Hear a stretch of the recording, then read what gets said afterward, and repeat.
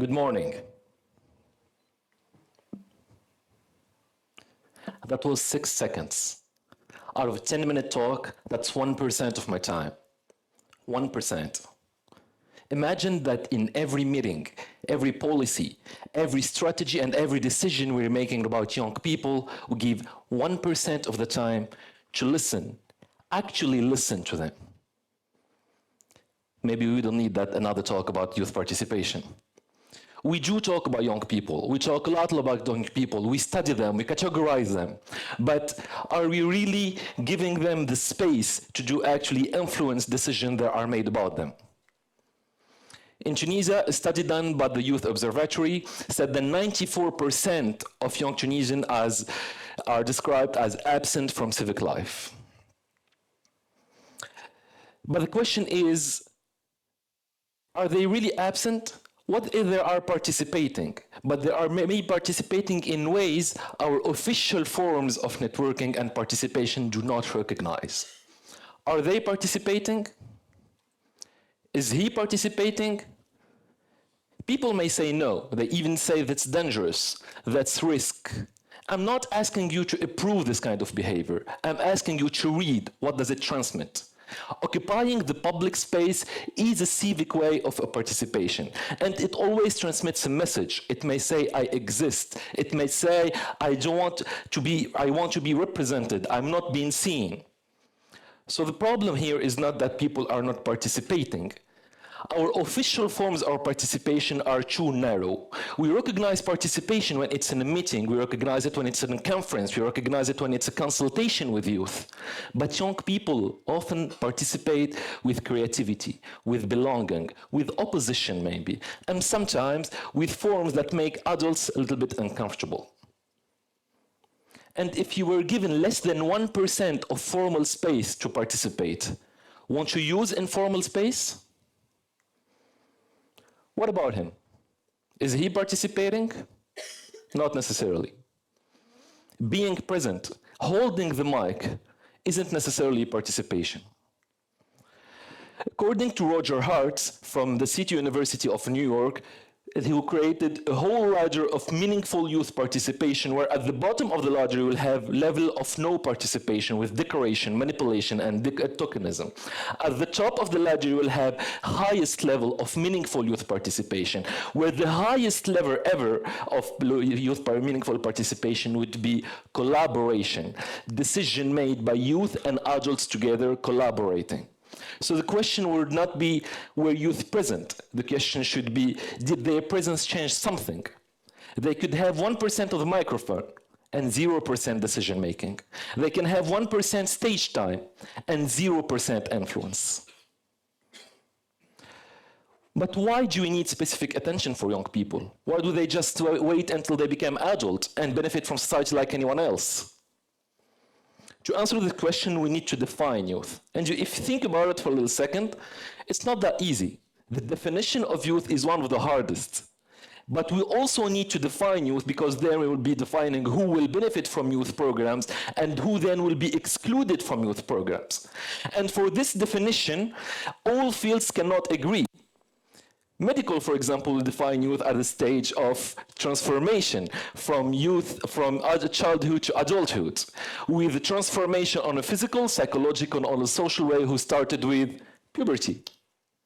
But law would have a fixed age, until 35 in Tunisia, until 30 in Algeria, until 39 in Libya. So for those of you who feel old, our Libyan neighbors will be very happy to welcome you. But those rigid limits of number often ignore the realities of retardedness and dependence caused to inflation, for example, or socioeconomic shifts. And then you'd have sociologists. One of the most famous one, Pierre Bourdieu, defined youth as being a vulnerability. Sociology says whenever you are in a transition, you are vulnerable. And he decided that there will be 3 vulnerabilities defining youth. The first one will be economic vulnerability. Youth are not financially independent. Second one is the relational vulnerability. They don't have access to networks, they don't have access to decision makers. Third one, skills. They don't have the knowledge and the competences that they need. And what will be a good youth program if we take into account this definition? If we take into account this definition, a good youth program will be a program that takes into account that transition to transform those vulnerability into opportunities. And international recommendation from UNICEF and UNESCO would often say that a good youth program is a program that will have youth at the center, youth deciding, it will be inclusive, it will be safe. But with my experience, it's missing one important thing: a second chance. Youth will hesitate. Youth will change their minds. They will be emotional. They will start something with a lot of motivation and then get demotivated. And if you are working with the youth, saying it's a youth program, that it doesn't have a second chance mechanism, it's not a youth program. What it really is, that it's an adult system pretending to include youth. In my experience as a medical doctor specializing in child and adolescent psychiatry, I've learned something very important. Youth meaningful participation is not only a civic issue, it's a developmental issue.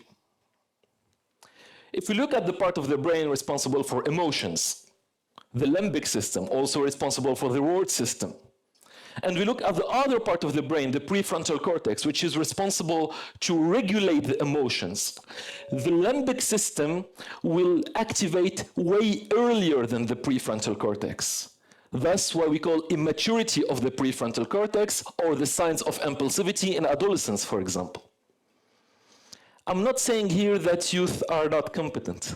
I'm saying that a youth program should take into account development, that it should have second chances, that it should actually use these second chances as a way to make people more accountable. In a lot of programs that I've seen, young people are giving less than 1% of responsibility, and they are required to have 100% maturity. Now, the bad truth is that this is not the first speech about youth involvement or youth meaningful participation. We have so many research strategies and reports. It's not also the fact that adults do not understand young people. And now I will be addressing young people.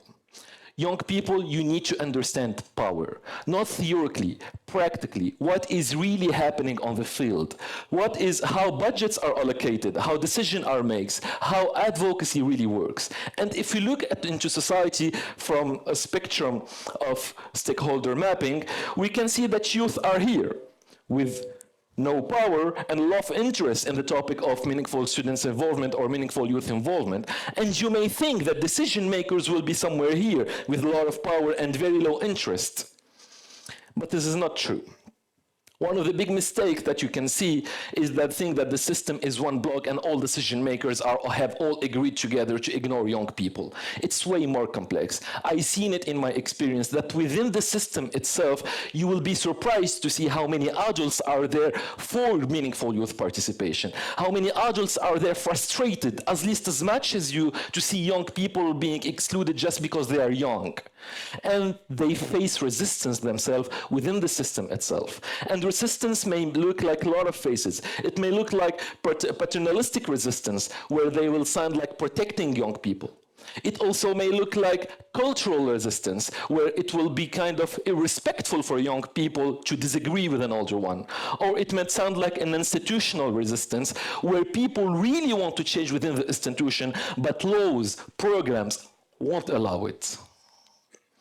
If we go back to stakeholder mapping, we see that one of the best recommendations for people with low power and high level of interest is to unite together. Unite in every form you want. It can be an association, it can be a club, it can be an Instagram page you would run together, or it can be a TEDx. And the thing you will do, then you will have to influence decision makers. And keep it in mind, what Roger Hart said, that the highest level of meaningful youth participation is to collaborate with adults. First thing to do after uniting is to learn more. First theoretically, then practically. How to change, how to shift power, how to negotiate, how to understand what is really happening, how the decisions are made, and how to build evidence. And then, first thing to have in mind that if young people are united together and they have learned and they have made common shared values, it will be very, very hard for people to disallow them things. If you have in mind the fact that it will be very easy for a person to ignore a person itself, when you are in a group, it becomes way harder. Coming back to adults, I don't think the real question is why young people are not participating. I think the real question is, are we ready to recognize participation when it doesn't look like us? Are we ready to guide energy before it becomes anger? And maybe, if young people have to develop strategies just to participate in fields they have already mastered, then we are facing a profound problem of exclusion. At the beginning of my speech, I said I gave 1%. And for a lot of young people, 1% is more than enough to change their field, to change their life, because they have never been included even 1% of the time for decision about their own life, their own future. But all international recommendations converge. 1% is never enough. OECD, UNICEF, UNFPA, UNESCO, all agree that we should at least invest 8 to 10% of your GPD in youth development if you want to see more development, more progress, and less brain drain, and less inequality, and less exclusion. One of the best ways to invest in our future is to invest in youth and meaningful youth development. Thank you very much.